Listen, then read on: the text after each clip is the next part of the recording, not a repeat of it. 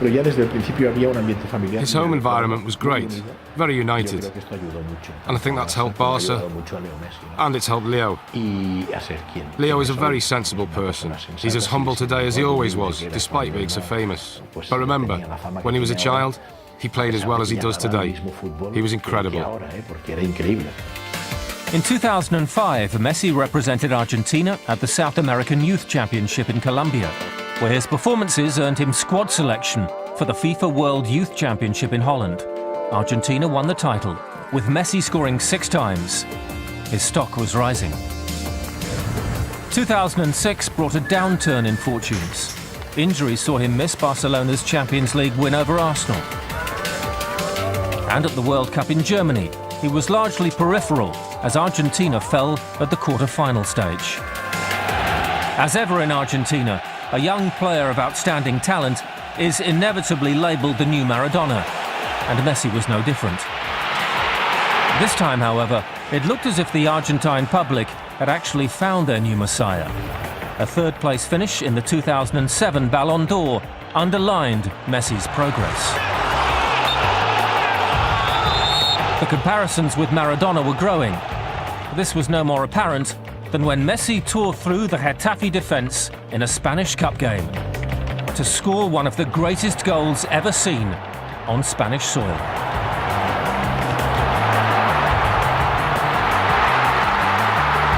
It was eerily reminiscent of Diego Maradona's famous World Cup goal in 1986 against England.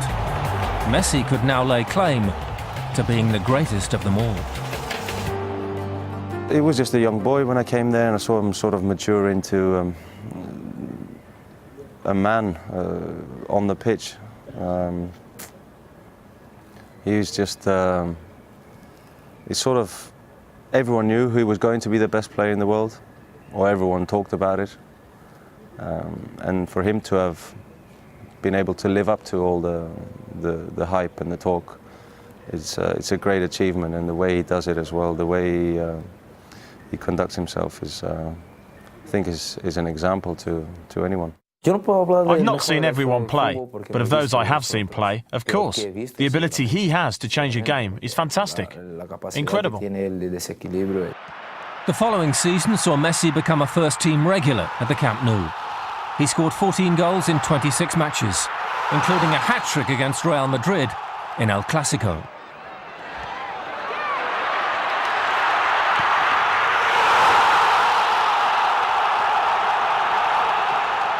In the summer of 2008, Messi travelled to Beijing and was a key member of the Argentina team to win Olympic gold, his first major honour.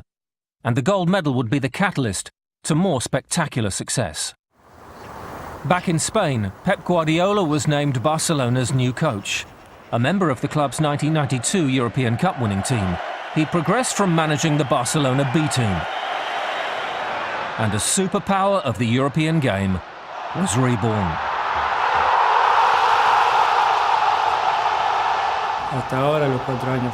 It was great. From the first day that he arrived, the 4 years were phenomenal, not just with me, but with the whole squad. He was always a very approachable manager. He took care of us off the pitch as well as on it, and it was great having him here. Still only 21, Messi's talent was clear, but under Guardiola, he matured as a player and began to offer much more. From the moment that Guardiola arrived at the club, we all knew we'd have to work very hard to win titles.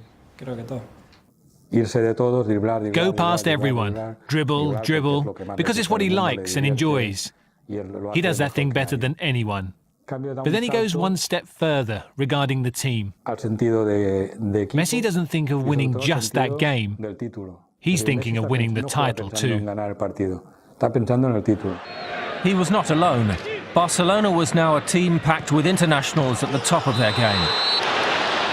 Many of the starting 11 had graduated from La Masia and were fully integrated into the tiki-taka style of football. It was a system that delivered a League and Cup double in Spain in 2009, before a Champions League final in Rome against Manchester United, in which Messi played a starring role.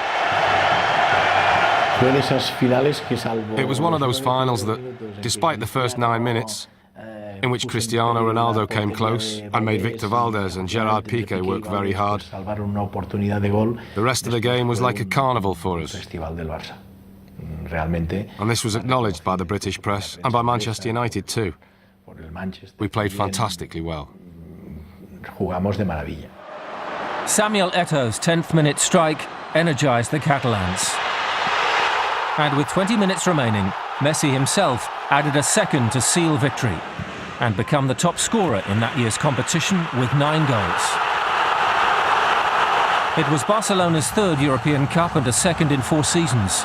Messi and co had conquered all before them, and the team would go down in history as the first Spanish club to win the treble. What he has made him the best player in the world is that he's got great talent and great mentality. I've never seen a player that young with that much hunger to train, just to be coached. I remember him just finishing the training sessions and just this willingness to be the next day to train once again.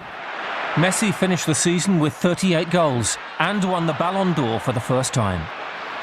It would not be the last. I had the privilege to be with Leo before he received the FIFA World Player Award and the Ballon d'Or. I have a photograph from that night. The Ballon d'Or means a lot to me. I'm the same proud than everyone who has had him. No? In this case, I think it's not fair to say, because what I did. I think Lionel Messi was born to play football. It was a proud moment.